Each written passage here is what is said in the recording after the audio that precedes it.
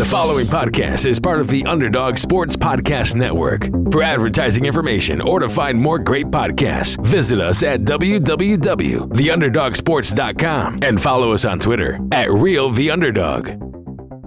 What's going on, everybody? Welcome back to another episode of the Atlantic Files, brought to you by the Underdog Sports Podcast Network, the number one podcast on the number one division in the NBA. Joining you is your host, myself, Alex Fishbein. We got Mike Bash. We got Dennis Clausen. What's going on, guys? How you doing? We're good. I'm going to assume all of those mean we're doing okay. Yeah, we're doing all right. All right, so let's jump into things right away. We're going to start off talking about some of the NBA Finals things, as that's the main thing going on right now. We got some Damian Lillard talk, and then we got some free agency and draft talk going on as well. But right now, the Milwaukee Bucks took the lead in the NBA Finals. They're up 3-2. They're going home to get their last win of the finals. Had a huge game from all three of Holiday, Middleton, and Giannis in that last game. What are your guys' thoughts? What are your observations? Do you think they're going to pull it out? Do you think Phoenix will come back and win it? What are you guys thinking? Well, didn't I originally say Bucks in 6? No, I'm kidding. I know I said Suns in 6, and that's physically impossible for that to happen.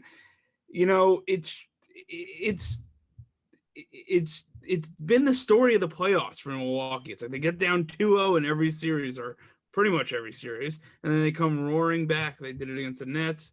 They did it against they didn't do it against the Heat. They beat the Heat 4-1 or whatever. They did it again. They're doing it against the Suns, and they did it against, why can't I think who they played in these Atlanta finals? Atlanta. Then weren't they down 2-0 against Atlanta as well? So I think so. I don't know. It's like, it's almost like, with Giannis, you got to poke the bear. You got to get them going, and then they come roaring back. Giannis has been playing out of his mind.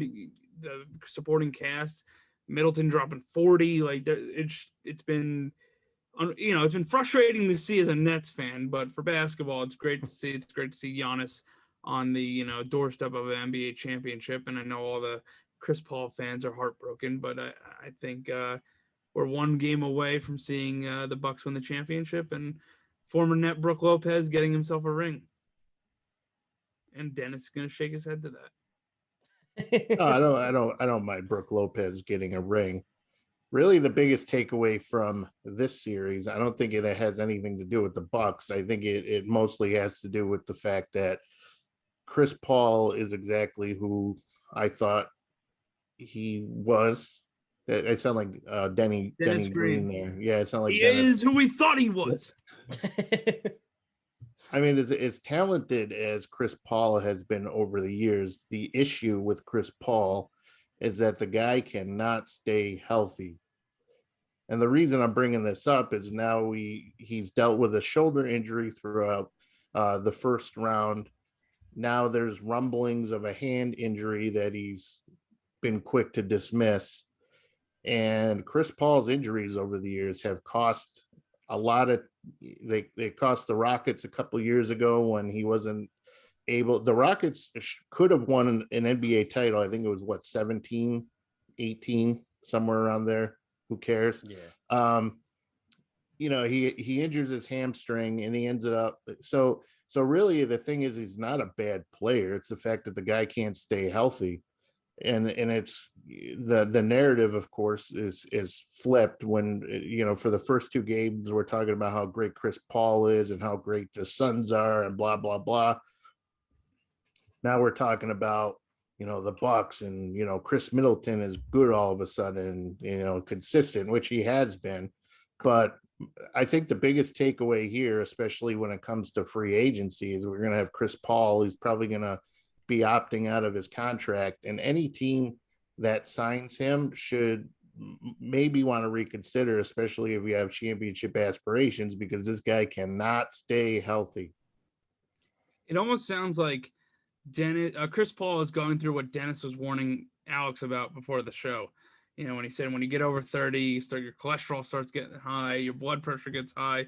Well, for Chris Paul, his hamstrings get weak, his hands get weak, his shoulders get weak.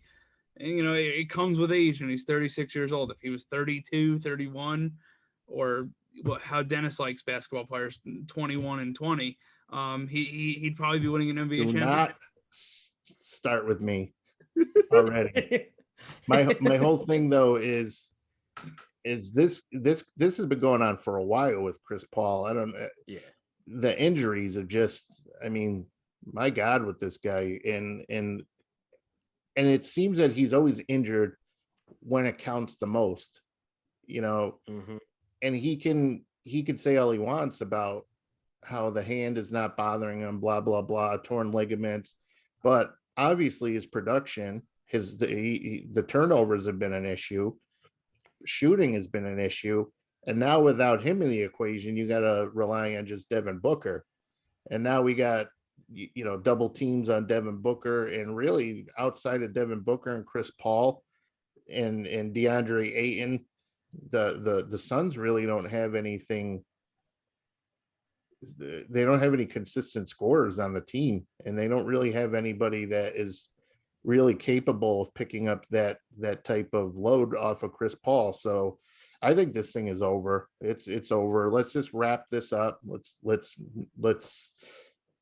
just move on to the off season and start worrying about where some of these guys are going to go.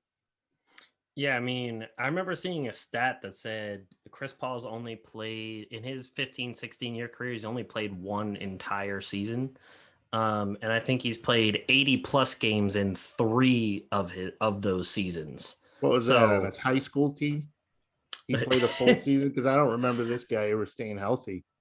Well, availability is one of the hardest skills to master in professional. The greatest ability is availability. There you go. That's the thing. Thanks. Yeah. Once you get over the hill of 30, you start remembering things. Your mind sharp. I've heard this availability thing so many times as a Sixers fan with Embiid. It's not wrong. No, there's a reason. I agree for the most part, and I think it's funny. There should not be for the most part. It should be for the whole part. Well, I say for the most part because if you're not available, say you play 60 games in the regular season, but you play all the games in the postseason. In that case, then I'm like, all right, you weren't available for the whole regular season, but at least you were in the postseason. That's why I say for the most part.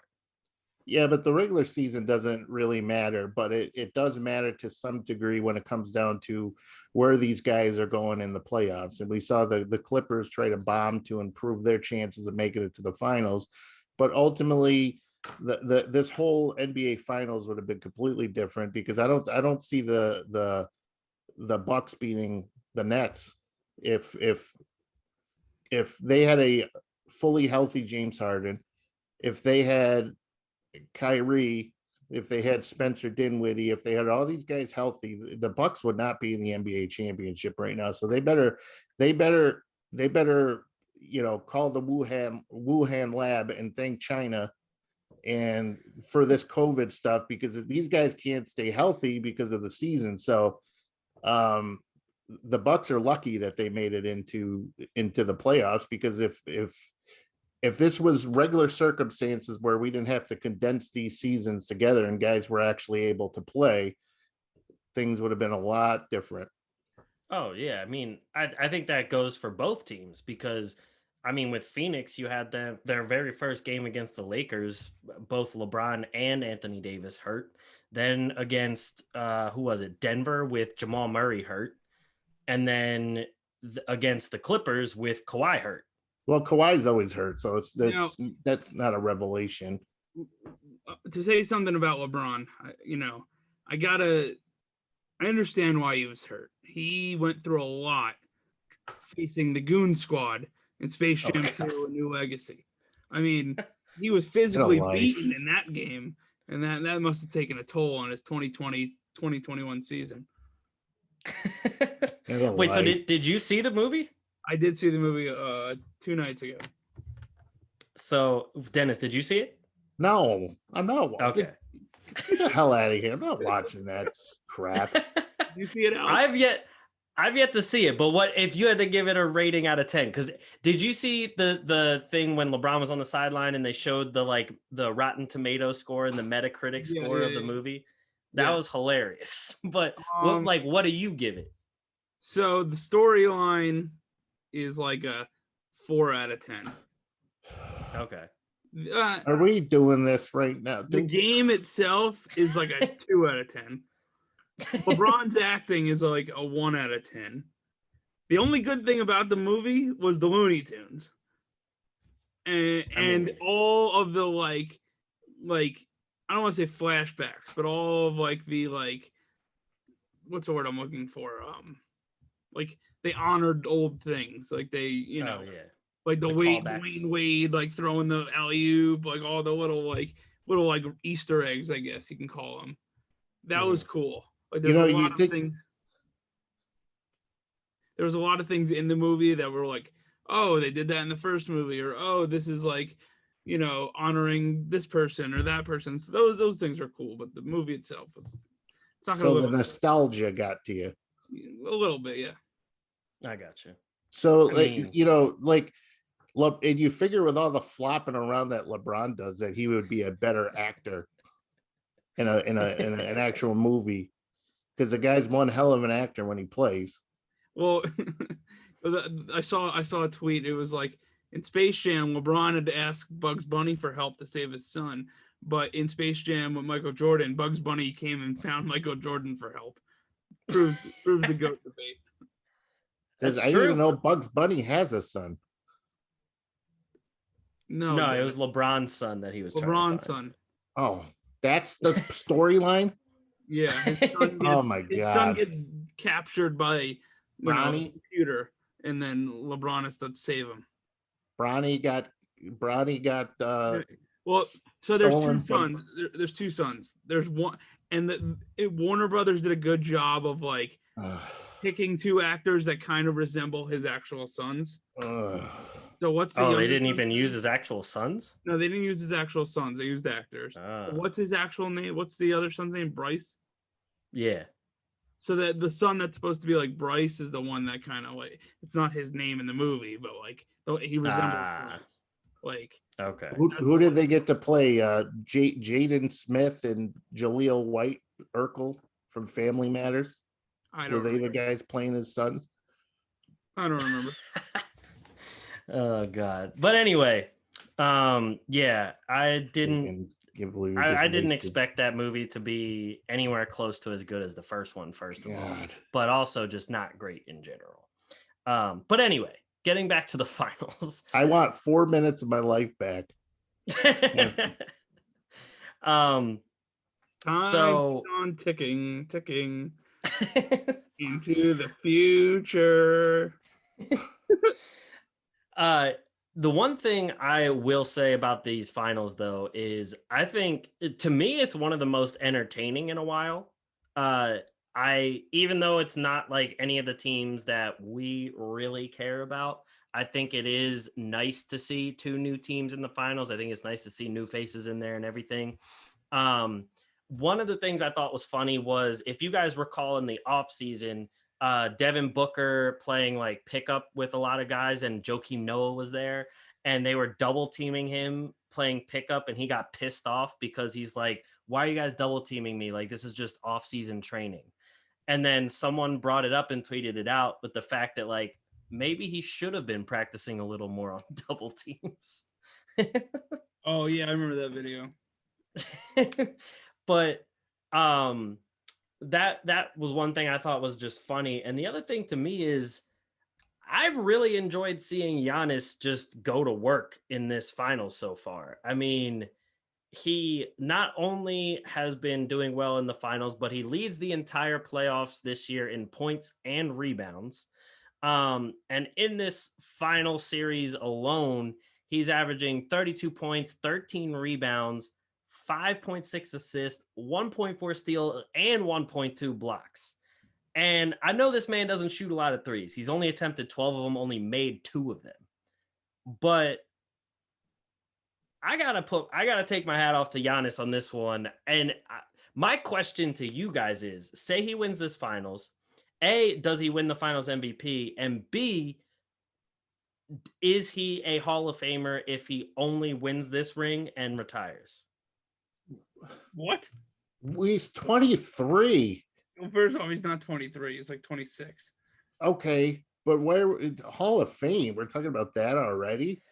Well, I just asked because he has 2 regular season MVPs, a Defensive Player of the Year, multiple All-Stars, then would have a ring and a Finals MVP. No, I mean he'll make it to the Hall of Fame eventually. But if he got hit by a bus tomorrow, won the championship, got hit by a bus, he's not making the Hall of Fame. You can't have. Okay. He's had 4 Hall of Fame worthy seasons. Okay.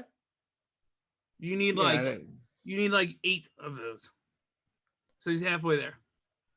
I mean, I'm just saying, I've seen people make it to the Hall of Fame with around the same amount of what he's done.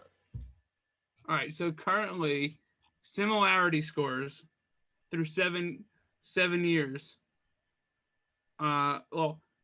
He's currently similar. He's on a similar path through 7 years to Grant Hill, Kevin Garnett, Jimmy Butler, Kevin McHale, Elgin Baylor, Sean Marion, Peja Stojakovic, Kevin Love. So a lot of Hall of Famers and guys who are, very good players. Right. But if you go to career numbers, right? Like if his career ended today, Connie Hawkins, Rudy Tomjanovich, Amari Stoudemire, Kawhi Leonard. So he's not a Hall of Famer today. He'll be a Hall of Famer. He plays 4 more years. He'll be a Hall of Famer. Okay.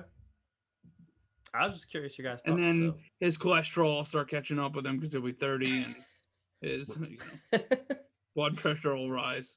Right. Yeah, I don't know. I guess you could make the case for him already to be in the Hall of Fame. I hate the infatuation with these players in the finals, because if the Bucks lose, then we're going to start talking about Chris Paul and how great he is and all this stuff, blah, blah, blah. I mean, it's disgusting. So I'm sorry. Dennis, continue. No, I was going to say, it was like, just go ahead. I don't even know what the hell I was saying till you interrupted me. So go ahead. I'm sorry. On Basketball Reference, they have a Hall of Fame probability stat. And right now, Giannis is at 49%. Okay. I mean, that makes sense to me, especially right now before winning a finals or a finals MVP, whatever.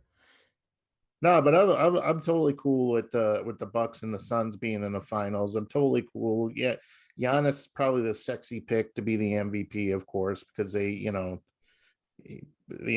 love their narrative. So I mean, him winning an MVP in the finals will just be like the proverbial cherry on top. But you can't discount just how good some of the guys on the Bucks have been. Drew Holiday has just been fantastic. Too bad he's had to play in New Orleans and deal with.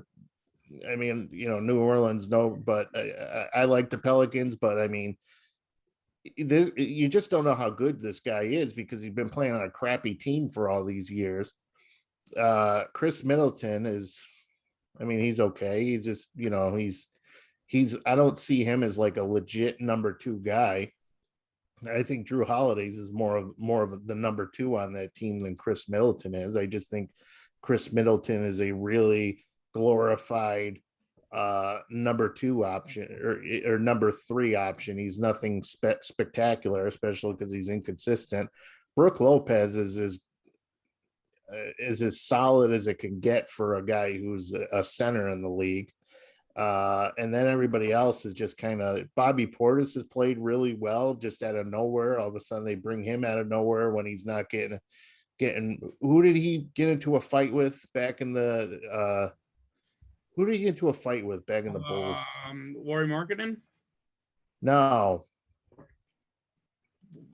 Bobby Portis. I forget. He punched somebody in practice and then they had to trade him. Nikola Mirotic. Yes. There it is. Mr. I knew it was a white guy. I just couldn't remember. It was a European. Some European guy. But yeah, I mean, he's come a long way from getting his ass kicked in practice, and now he's a playing a pivotal role for a championship caliber team.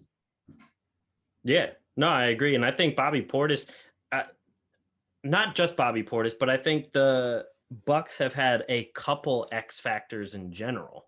And not ones that I would say that like should get finals MVP or anything, but they've had a lot of guys step up, especially like they don't even have DiVincenzo right now. And DiVincenzo was one guy that was a big part of their offense. He and was. that, I mean, he was, if like on the days that Middleton was super off, DiVincenzo usually put up like 20 plus points in those games. I mean, DiVincenzo is a good player and all, but he's just, it's Giannis and then everybody else who, if he's off or if he's injured that game, that's how the Bucks operate. Like they do nothing entirely without Giannis, obviously, but I it's good to see. I like these small market teams though. I like Milwaukee. I like Phoenix. I remember when they both sucked back in the day, and I was sitting there watching NBA, the ticket, and spending $40 a month on a Wednesday night in January, and watching the Suns when nobody else was watching. There's like 3 people, and I enjoyed watching it. So it's nice to see these 2 teams in the finals. No, I agree. And I think it's also kind of refreshing to see 2 teams that have players that aren't like that aren't the current archetype of like what we've gotten used to. Like it's not the Steph Currys or anything that's chucking up tons and tons of threes a game. Like you have Giannis on one side who really can't shoot much, but still leading a team. On the other side, you have Chris Paul, who, while he still shoots some threes, he's a big-time mid-range player. Even Booker himself is a mid-range player. And then they have Ayton, who is more so like a old-school big man. He's not much of a stretch 5 or anything, so that's cool to see too. It's just it's nice to just, like you guys are saying, small market teams. It's nice to see like a refresher. Fresh new faces and everything like that. But so moving on from the finals, the other big news thing going on has been all the news surrounding Damian Lillard. There's been reports that come out and said that Dame wanted to go to either the Knicks or the Sixers. And then Dame was like, I woke up to all these reports out of nowhere. I never asked for a trade yet. I've never requested anything. I never said any of that. He still wants to be on Portland as of right now. He thinks Chauncey Billups can do a good job. And all he said was that he didn't feel that his team was up to a championship level at the moment. And so that brings me to say, what do you guys think is going to happen with the whole Lillard situation? Will he be traded? And if it is true that he wants to go to either the Knicks or the Sixers, which team gives him a better chance to win a ring? Well, let's let Dennis go first, since he seems to be beside himself about this. I know. Well, I can't believe we're talking about this. The guy just signed a mega extension last season. Supermax. True. He got paid. Why are we doing this again with these? You're under contract to play with the Portland Trailblazers. Now all of a sudden you want to pick and choose where you want to go, and I don't want to hear I never said that. Yes, you did. You said it to somebody who said it to somebody. So and honestly, like, you're under contract. You committed to play for Portland. So you know what? Shut up and just play. And if you don't like it there, well, when your contract runs out in 4 years, then you can go play somewhere else. But all of a sudden now you don't want to play. Since when do the players have leverage to pick and choose where they want to go? You sign the damn contract, finish out your contract, be a man, build your team to win the title. And he's got a better supporting cast around him than a lot of other teams doing, and he's bitching and complaining about that. I mean, give me a break. I mean, they signed Carmelo. Nurkic isn't a bad center. So it's not like they haven't tried to do anything. It's just the fact that nobody wants to go play in Portland, and it's not their fault. I mean, they could probably sign like J.R. Smith and Larry Sanders to go play in Portland. Isn't that like the weed capital of the United States? OJ Mayo's looking for work. OJ Mayo, Brandon Jennings. No, but my whole thing is get a like squad up there. My whole thing is like, why do we got to do this every damn summer with somebody? I'm just so sick of it. That's how we got Kyrie and KD. It's unfortunate that but in their defense, though, they were free agents. If you're going to be a free agent, orchestrate that's fine. But if you're going to be an Anthony Davis and be like, I don't want to play in New Orleans anymore, well, tough. You signed the contract. If you knew that there was going to be a chance that you didn't want to play where you're playing, then don't sign the contract. I mean, sick of it. It's not a bad point. To be fair, you're exactly right. It's not a bad point. But to be fair, LeBron, AD, and Damian were all in Space Jam 2. They were all talking while they were recording. Don't piss me off. And it's going to be the Space Jam team. They're going to form an alliance, and they're going to. I always had a lot of respect for Damian Lillard, just simply because he always made it known that he was loyal to Portland and he wanted to stay there. And now he's besmirching his legacy, to be quite honest with you. If he takes what? It's an SAT word, besmirching. That's right. So if he goes and he does this and he tries to use any leverage that he has, because we know a lot of these agents are scumbags, so they'll manage to get what they want. But if this guy goes and plays somewhere else, I'm done. I'm done with him. I'll never look at him the same way ever again. But the fact that he even brought it up, he should be ashamed of himself. Dennis doing the Vince Carter. It's over. It's over. Not friends with him anymore. So let me ask you this, Dennis. If the 76ers offer Portland your boy, Ben Simmons, the greatest Australian basketball player to ever grace the NBA hardwood, did the Trailblazers not take it? No, the Trailblazers should take it, because apparently Damian Lillard doesn't want to be there anymore. And honestly, like, if they're going to get Ben Simmons in return and build around him, why not? So if you're going to, before it gets to the point where they have no leverage to trade and they end up with some garbage, that's a hole that they're not going to be able to climb out of. So if the Sixers are going to offer for Dame, then why not do it? But that's where you got to have a discussion with him and be like, listen, we're men, we're having a discussion. Do you want to still stay here? And if he says no, then, see you later. And Ben Simmons will get to Portland. It'll be closer to California. I'm sure that one of the Kardashians are single, and, they'll be happy. Well, you moved on from Ben Simmons to Devin Booker, so. I don't keep track of it. I don't care. But I do think that Portland has done a lot and has attempted a lot into being a championship contender. I mean, even just this past season at the trade deadline, they traded Gary Trent Jr. for what's his name from Toronto, which I thought was a pretty good move. Yeah, Norm Powell. I thought that was a really good move, especially because for a lot of the year, Norm Powell was looking like a 6 man of the year contender. And bringing him in behind, like you already have CJ McCollum. You also brought in Robert Covington as a 3-and-D player. Yeah. You have Nurkic, who was solid. You brought in Cantor as a backup. You had, like you said, Carmelo. Rondé Hollis Jefferson. But they did bring in Jefferson that played for the Nets. Yeah, but that's exactly what I'm saying, though. They tried to appease him. It's not like they didn't try.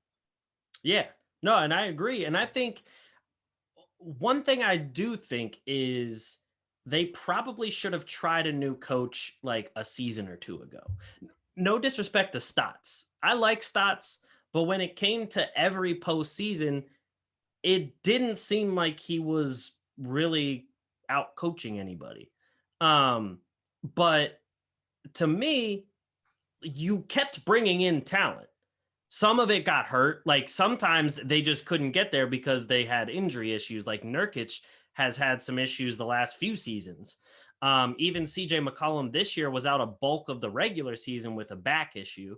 But now bringing in Chauncey Billups, I think at this point is okay. Now you're going to say, we think we have the talent right now. We just needed the new coach to push us a little bit forward.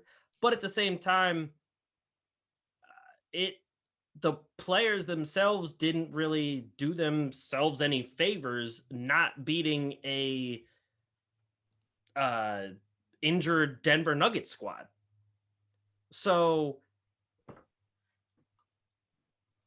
to me, I'm like, I've always respected Damian Lillard and his attitude and his work ethic and everything. At this point, I'm kind of like, if you felt this way about this team, either you should have requested out of there before, or you got to ride it out now. That's 100% right. I mean, you're more eloquent than I am. I get a little fired up. I have trouble finishing my sentences because I get so annoyed. I'm nasally half the time, so nobody can understand what the hell I'm saying anyways. But is that what happens after 32? Yeah, it's all downhill from there. But I mean, we went from a place where the Blazers were considered, arguably you had one of the best backcourts in the league. Remember when everybody was saying that? And now we're talking about, how crappy they've played. They haven't played up to their standards over the years. They had to scratch and claw to make the playoffs and things like that. So, I mean, it all starts with Damian Lillard. And if they think Chauncey Billups is going to be the answer, I don't know. I mean, that's kind of a risky move, but whatever. No, I agree. And to answer the other question about which team gives them the better chance to win a ring, the only thing is with the Sixers, all of the like mock trades that I've seen have been sending Ben Simmons, Maxey, even Matisse, and many picks and everything for Damian Lillard. And I'm like, look, I love Dame as a player, but I don't think he's worth all of that, especially because from the Sixers point of view, if you get rid of Maxey and Matisse plus picks, so really you're saying, okay, like Danny Green and a lot of those other role players right now are free agents as well. So you're essentially saying the 4-man group of Dame, Seth Curry, Tobias Harris, and Joel Embiid are enough to win you a championship with some added decent role players in there. I don't think that's the case. I don't think that is enough to win you a championship, especially if the Nets are healthy, if Milwaukee brings back everyone that they have this year, if other teams in the East continue to get better, if like the Celtics could start making moves as well. There's other teams there that are going to get better. And the biggest issue for the Sixers has usually been the fact that their role players have never been good enough. They've had a lot of stars, but the role players there, like the biggest thing about the Allen Iverson era is that they never had anybody around Allen Iverson. Eric Snow. Exactly. I don't know, because I remember when the Sixers, they had the team with like Bellinelli and Saric, and that was a pretty good team. So I think they've actually, I disagree. I think they've had better role players than a lot of other teams have had. I mean, those role players weren't bad throughout the regular season, but they were ones, all those role players got hunted in the postseason, and that's why they lost. Bellinelli couldn't even stay on the floor because they hunted him when he was a defender. JJ Redick disappeared, and they hunted him as a defender because he was tissue paper. I mean, the big thing to me is the only thing I don't want to see is exactly what put the Sixers into the position of having to do the whole process in the first place. Mortgaging your entire future for a star over 30. That's all I don't want to see. I mean, I know he's not Andrew Bynum. I know he'll actually play. But that's just something I don't want to see. And as far as talk about Australia's greatest player right there. He's the best bowler in the league. What are we talking about? Are you thinking of Andrew Bogut? Yes, I am. Did you just disappear because you confused Andrew Bogut with Andrew Bynum? Yeah, I wanted to hide my head in shame for making such a comparison. I'm like Andrew Bynum is from like 25 minutes away from where I live, not Australia. Yeah, same thing. I mean,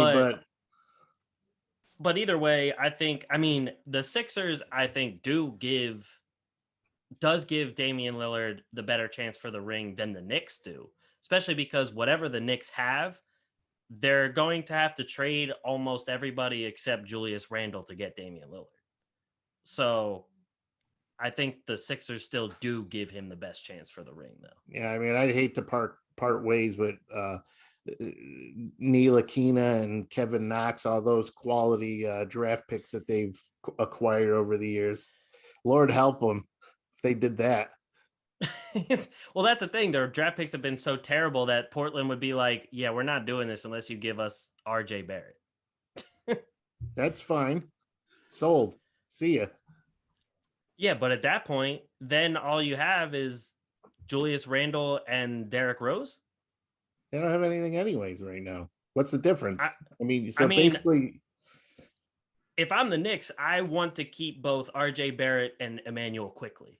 Everyone else is on the table for me.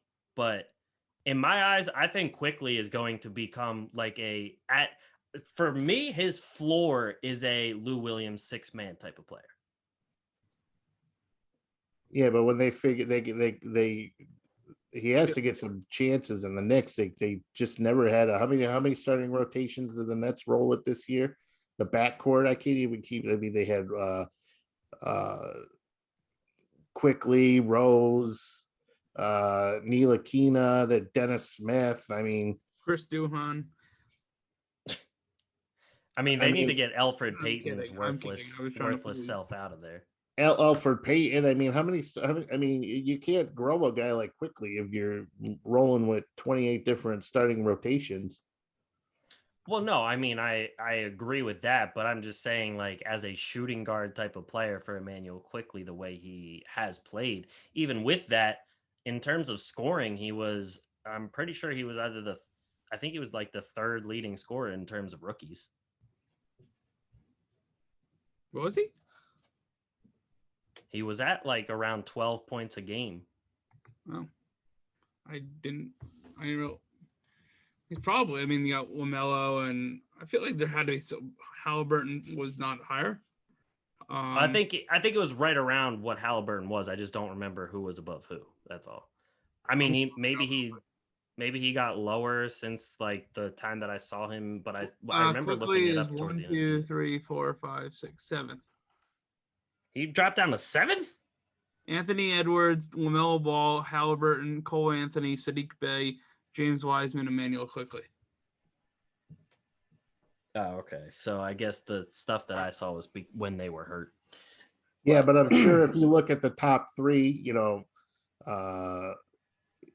Anthony Edwards, LaMelo, and Halliburton. There's probably the window's pretty tight there between who's 4 to 7 or whatever that is. So I mean, yeah. So yeah. So I mean, either way, I mean, yeah, for the Knicks, like, do you want to bring in a star like that? Hell yeah. I mean, at the same time, you want to do what you can to bring in another star like that. It's just for the Knicks at this point, it's like, do you want to actually be a contender for years to come, or do you want to push your chips all in right now? I think that's the decision they would have to make. Well, I'd punish his ass for saying something stupid that he wants to trade. I'd send his ass to New York so he can hang out with James Dolan and his stupid band, his sucky band. I mean, that guy, James Dolan's such a piece of crap owner that he literally he skipped draft night so he could play with his band.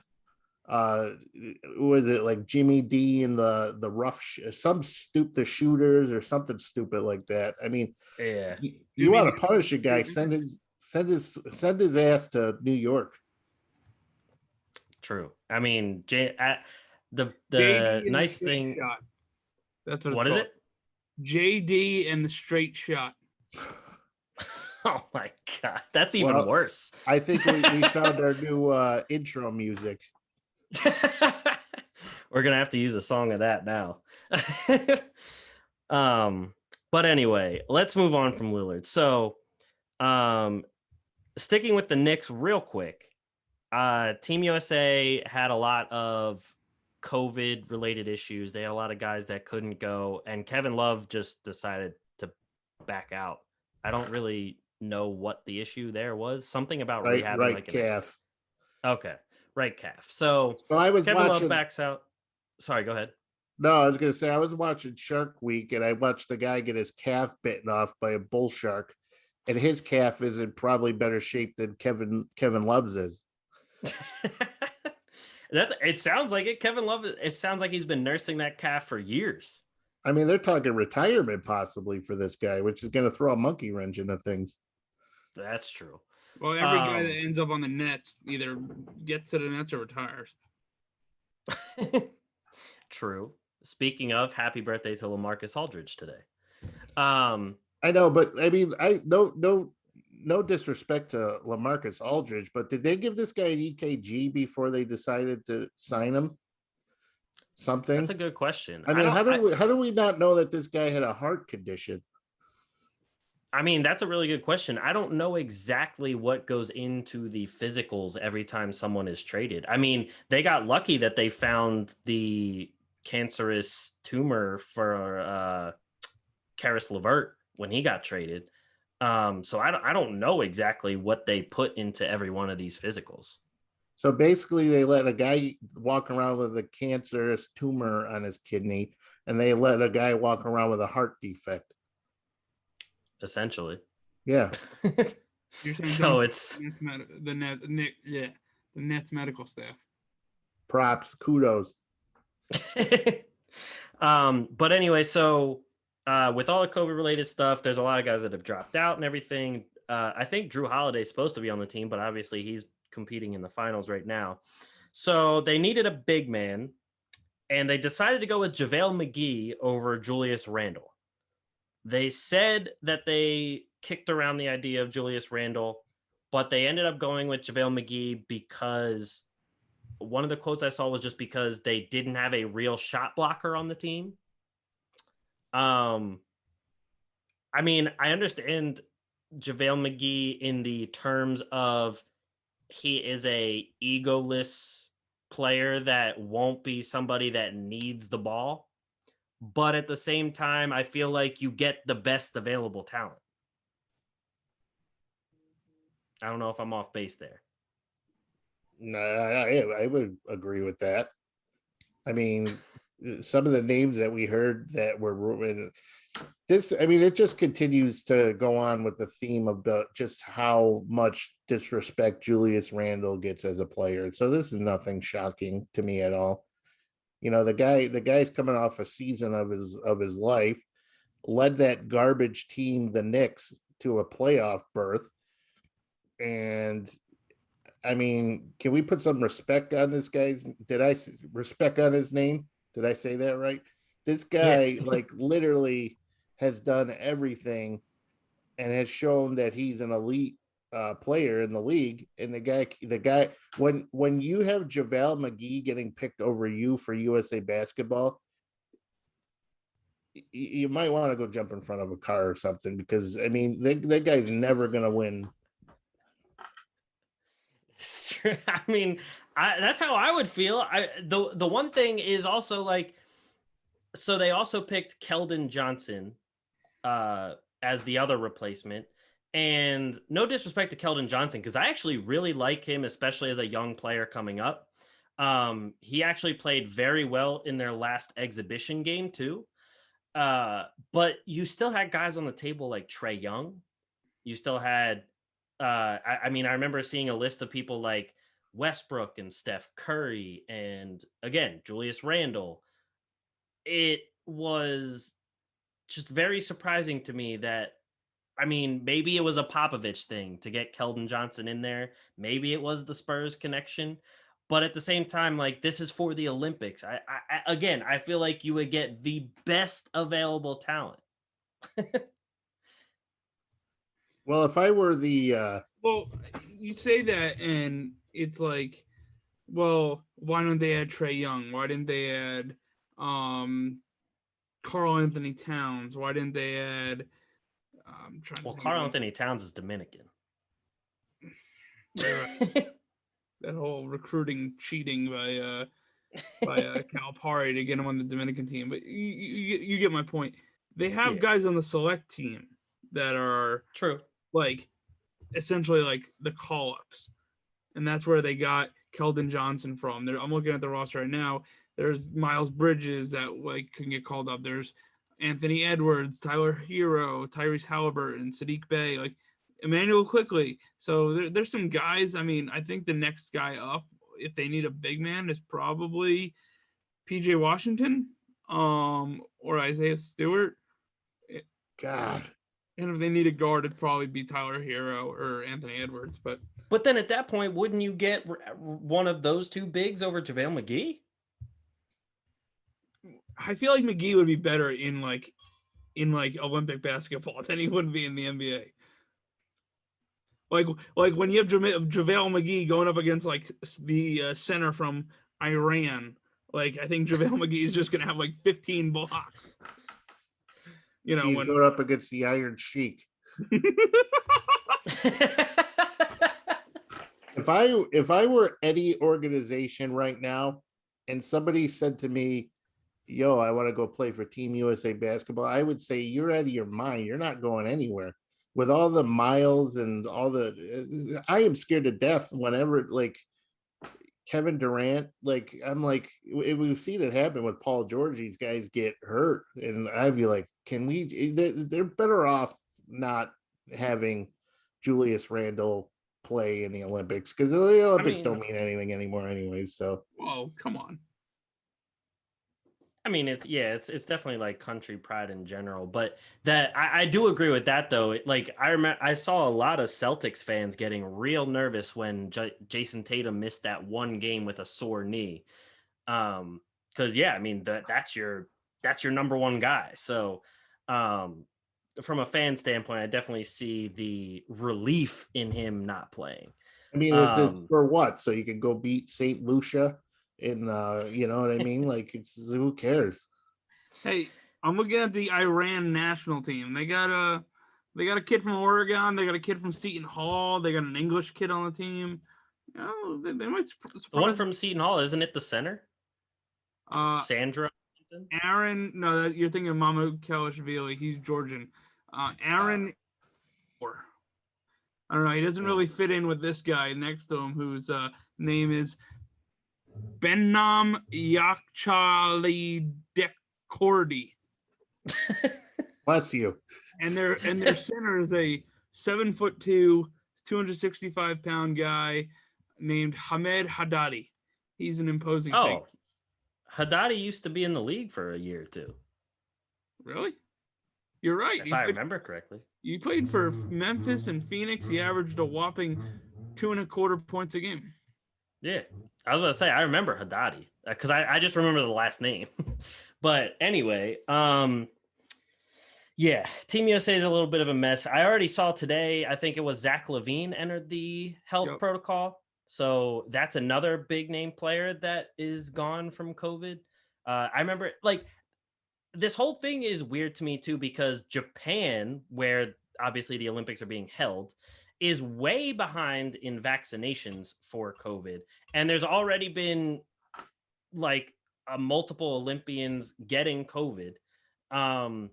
Like I remember one of them being Coco Golf, the girl, the tennis player who's only like she's only like 15 or something like that, 16 years old. But I saw she got COVID, so she can't even compete. So I don't even know how this thing is gonna go. And there are already no fans and everything, so it's just interesting to me to see how this all is gonna play out in the first place. But moving on to our last couple topics here. They're draft and free agency related. We'll start with the Nets first. So the Nets are rumored to be looking at Nerlens Noel and Khem Birch to help out with their rebounding center issues. Is DeAndre Jordan signed for past this year, or was he only on a 1-year contract? No, he's a 2-year deal. Not a 4-year deal. Like I said, 4-year deal. Nerlens, no, I wouldn't mind. We just need a rim runner, big man. We need a guy, that can be a body out there and that can help Nick Claxton and doesn't make Nick Claxton play 35 minutes a night as a 21-year-old. Khem Birch, I mean, he was like a 5-star recruit in 2004, but I'd be fine with Nerlens Noel. I'd rather Frank Kaminsky, but I'll be fine with Nerlens Noel. Does Frank Kaminsky qualify as a rim running big? No, I'm probably watching big. I mean, I think Nerlens Noel would fit that perfectly. I've always been a Nerlens Noel fan. I'm not saying he's the greatest center ever, but as a backup center, I think he's perfect. I think he did very well for the Knicks replacing Mitch Robinson. So I think he would give you guys exactly what you would need. I remember when I thought Nerlens Noel was going to be like the greatest thing. Like he was supposed to be, you remember he was like the number 1 recruit in the country. And like, I thought he was going to be like a superstar and just never worked out. All the advanced stats and defensive stats that he put up on the Sixers when they started the process were all insane. He was like the only player to like average 3 blocks and 2 steals and playing 30 minutes a game and everything. It was all insane. And throwback to that trade, because that was what landed Drew Holiday in New Orleans in the first place. It was Drew Holiday for the draft rights to Nerlens Noel. Well, just so you know, the Sixers took Nerlens Noel 9 picks before Giannis Antetokounmpo. Oh yeah, I know. Don't do that. It's so. But hey, they did a lot of things. They also took Jahlil Okafor, who, I mean, I don't need to say much more than that. I mean, if you think of all the crappy people that the Sixers have drafted over the years, Okafor, Markelle Fultz. You know who's drafted in that draft class? Arsene Kazemi, the kid from Oregon on Iran. Well, that brings it full circle. And the San Antonio Spurs selected with the 28th pick that year in one of their many European drafts and stash, Lavio Jean-Charles, who never made it to America. Great player. I mean, the Celtics still have a draft and stash guy that has had like contract issues, Yam Madar.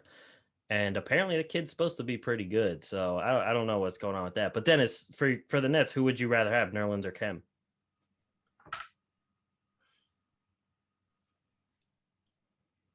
I don't know. I would probably say it really doesn't matter, because they're like the kind of the same guy in a way, the classic big man shot blocking.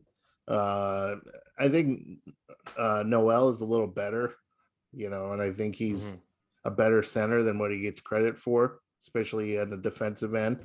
But I mean, anything's better than DeAndre Jordan, who played 0 minutes. You know what I mean? So why True. not? But you got to have, for the Nets to be successful, they got to stay healthy, and you got to get a guy who can run and stretch things out. And that might, I don't know how well they would fit in that type of scenario. Yeah, I Because they mean, play. at least with go ahead.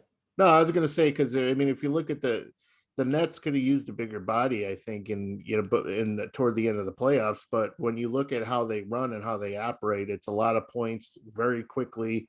Guys running up and down the court, and you got to have a guy who, I don't know if a traditional center is the right environment for Brooklyn. Yeah, I mean, I can definitely see that. I think the other side of the argument is definitely like, if you have Nerlens Noel, at least you have 4 other guys that can all give you offense. And at least Nerlens is a guy you can't just leave open for an alley-oop or open right next to the hoop or anything. And the other thing for him is he is very good at playing passing lanes on as well as protecting the rim. So I think he gives you at least. He's not just like the slow lumbering type of traditional center. He is a quicker, more agile type that might give you a little bit more on the defensive end than a DeAndre Jordan or JaVale McGee might give you. Right. But what I'm saying is he's not like that prototypical, the net. Nico's quick, Nico can play that position because he's more athletic. Jeff Green had to fill in, Blake Griffin played there. So, I mean, you got to have somebody with some mobility and can shoot a little bit too, so, but honestly, anything's better than what they have going on there. They're just wasting all this money for a guy to sit out and do nothing. True. No, I agree with that. So to finish it off, my main question for the Toronto Raptors, they are I think they're at the 4th pick. They're either at the 3rd or the 4th pick. Should they take one? The main person that a lot of people are saying Toronto is going to take is Suggs. Should they take Suggs, or should they trade the pick? If you had to be Masai Ujiri right now, and you were making this decision, what would you go with? Well, really, all depends on the direction that they want to go.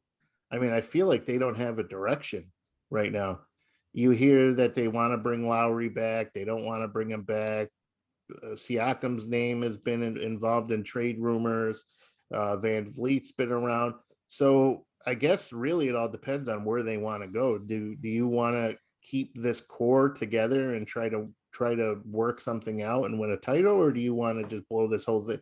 If you have doubts about Pascal Siakam being the face of your franchise, then now's the time to start making some moves. So if you're going to make some moves, I'm sure there are plenty of teams with 1st-round picks who would happily give up their picks, not just this year, next year, for a guy like Pascal Siakam, or to get a Fred VanVleet in the mix. So, but it all really depends on when they go. If they think they can win, it might be beneficial to make the move, but I mean, either way, I don't think they're in a position to do anything. So really, who cares what they do with it? Because they're not in a position to where they're going to make that big of a move in the Eastern Conference, especially with how well some of these teams are in the East. So. Yeah, I agree with Makes Dennis sense. here, and I know that's kind of rare. Damn right you do. Yeah, I like Jalen Suggs, and I think he's a good point guard. He kind of reminds me of a DeJounte Murray. Well, in terms of he's not like one of those high flying Russell Westbrook type point guards. He's more of he's like a D'Lo, but I think he's got a little more athleticism than D'Lo. He's like a low energy point guard. And I think, but again, you have Fred VanVleet, you have Pascal Siakam. I don't think they could beat the Nets. I don't think they can really even contend in the top half of the Eastern Conference. So I'm agreeing with Dennis where if you're going to – this is a perfect time to rebuild. Trade Siakam, trade VanVleet, build around Suggs or Jalen Green, whoever you take it for, and go from there. And if they do, Masai Ujiri is a pretty good GM and a smart GM. If he does it right, then we're not looking at a 10-year or a 5-year rebuild. They could be looking at a 3-year rebuild. Get Suggs this year, get another high pick next year, mix in some free agents, mix in some later round hits, later in the first round hits with those extra draft picks, and you got a squad together. But I think you got to move Siakam, got to move Van Vliet, and just kind of rebuild. I think the Atlantic is the Nets division to win, with the Celtics being all right, the Knicks being all right, and I'm blanking. The Sixers being another contender, obviously, until they decide to blow up the process. I mean, you got to look at things now. They're not better than the Sixers, the Nets, the Bucks, the Hawks, the Heat, the Knicks, the Celtics. They could be having a very rough season next year. Now, I know this, we're ways away, but why not try to orchestrate a trade with Cleveland? Wanted to get a little bit of that Colin Sexton action, you know what I mean? So like, Van Vliet can run the point. I don't know if they exactly need a point guard.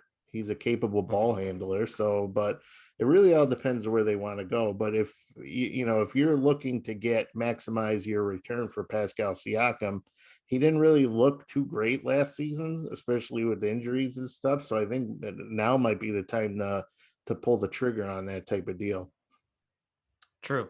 I mean, I tend to agree with you guys, especially because while Van Vliet and Siakam are still on the younger side, if you keep the draft pick, you still have to wait probably 1-2 years for that draft pick to really start hitting stride to be able to like actually push you into an upper tier as a team. So I think it makes you wait like even a few more years. And at that point, I think you're then getting like into the upper years of the prime of both Siakam and Fred VanVleet. And then it asks the question, do you have enough at that point to be a contender? Are you going to be in the upper half of the East? Everything like that. And honestly, if the contracts work out, which I don't know if they do, I haven't tried it, but like if you package Siakam and maybe Van Vliet together to like Detroit for the number 1 pick and get the number 1 and 4 pick and just go Cunningham Suggs right away, start your rebuild right there, that would be amazing. If that was possible. I don't know if that's possible because I know Siakam and Van Vliet are getting a good amount of money. Detroit would never do that. Well, Detroit does a lot of dumb things. Not as dumb as the Sixers taking Markelle Fultz and Ben Simmons and with number 1 overall picks. They signed a hell of a lot of power forwards that didn't get them anywhere. The Knicks did that too, and they made the playoffs. Yeah, but it wasn't Jahlil Okafor. But I'm just saying, if they could package something like that for another pick in the top, I'd say even the top 5, that would be a great way to even start the rebuild in general. And I know like the rumors that Dennis was talking about with Siakam, one of them was to go to Golden State and Golden State trading both of their first round picks for that. That was one of like the mock trades, and getting 3 first round picks in the same draft. I mean, and they probably have to hit one of them. Oh, sorry, but I'm saying they probably would be in order to make that type of deal happen, I'm sure like a Wiggins would be, or like a sign and trade with like a Oubre or something like that. You know what I mean? So, yeah, no, it's true. And I mean, honestly, if you're rebuilding, taking Wiggins might not be bad, especially since he's from Canada. That would be a hometown favorite right away. Just to appease fans in the meantime. So, yeah, I think trading the pick away probably will be the best possible thing. Honestly, either they want, I think it's the best possible thing whether they want to rebuild or not, because that pick could also probably land you somebody, like you said with Cleveland, that could land you somebody like Sexton. They could trade that pick probably to many other rebuilding teams for one of their best players. and get you then another player to add with Van Vliet and Siakam if you believe that they are going to still improve. Because they did make that move to bring in Gary Trent Jr. after trading away Norm Powell, and it sounds like they're going to re-sign him. So I think it does depend what they believe in Siakam and Fred Van Vliet. It's going to be a long couple winters up there in Ontario. They might want to stay in Tampa Bay for a little longer just to stay in the warmth. I would. But it looks like that is it for us. They got poutine up there though, right? I think they do, yeah. As a gravy with the fries, the cheese. I had that once on a food truck and it was honestly amazing. You can't get a better poutine than off of a food truck. No, food truck food is some of the best. Dennis is an international, food expert here. I got nothing else. Man versus food, Dennis edition. But anyway, that's it for us. Thank you, everyone, for listening to another episode of the Atlantic Files, the #1 podcast and the #1 division in the NBA, brought to you by the Underdog Sports Podcast Network. Make sure you give us a rating, drop a review, and everything that helps us spread the word to everybody across iTunes, Spotify, everything. And make sure you share this with one friend because word of mouth is always the best. So unless you're Mike, who doesn't have friends. On that note, thank you everyone for listening, and we'll catch you guys next week. Peace.